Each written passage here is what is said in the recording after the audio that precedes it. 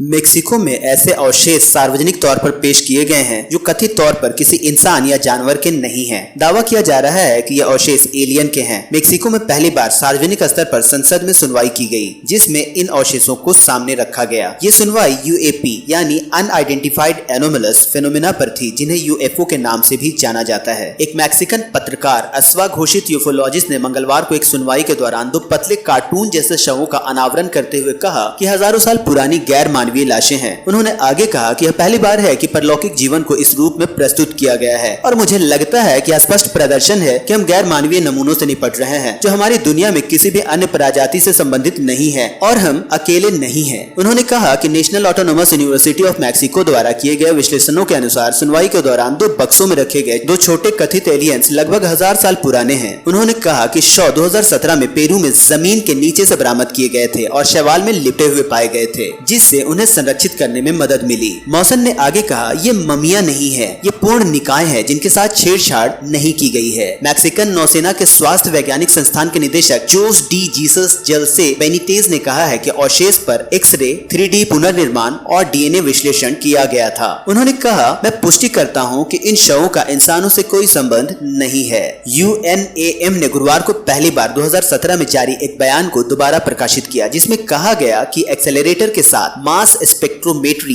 की राष्ट्रीय प्रयोगशाला का काम केवल नमूनों की उम्र को निर्धारित करना था। बयान में कहा गया, किसी भी मामले में हम उक्त नमूनों की उत्पत्ति के बारे में निष्कर्ष नहीं निकालते हैं। ये आंकड़े काल्पनिक फिल्म एलियन ईटी के समान लग रहे थे। वे दोनों सफेद थे, जिनके सिर बड़े थे और हाथों में 3-3 उंगलियां थी और अंक पतले थे। यह सुनवाई यूएपी के विषय पर देश की पहली सुनवाई थी, जो अज्ञात हवाई घटनाओं का संक्षिप्त रूप है, जिसे जनता के लिए यूएफओ या अज्ञात उड़ने वाली वस्तुओं के रूप में जाना जाता है। फॉरेंसिक विशेषज्ञ और सैन्य डॉक्टर जोस डी जेसुएस जेल्से बेनिटेज ने तब कांग्रेस में कथित एलियंस के स्कैन प्रस्तुत किए, जिसमें कहा गया कि इन प्राणियों के पास एक बड़ा दिमाग और आंखें थी और उनका मनुष्य से कोई संबंध नहीं है। अमानवीय अवशेषों के संबंध में मौसन के दावे अतीत में विवादित रहे हैं। 2017 में उन्होंने कहा था कि पेरू से भी बरामद ऐसे नमूने एलियंस के सबूत हैं। वैज्ञानिकों ने इन शवों को ममीकृत मानव कहकर खारिज कर दिया था। अमेरिकी अधिकारियों ने हाल ही में यूएफओ और परग्रही जीवन की जांच को गंभीरता से लिया है।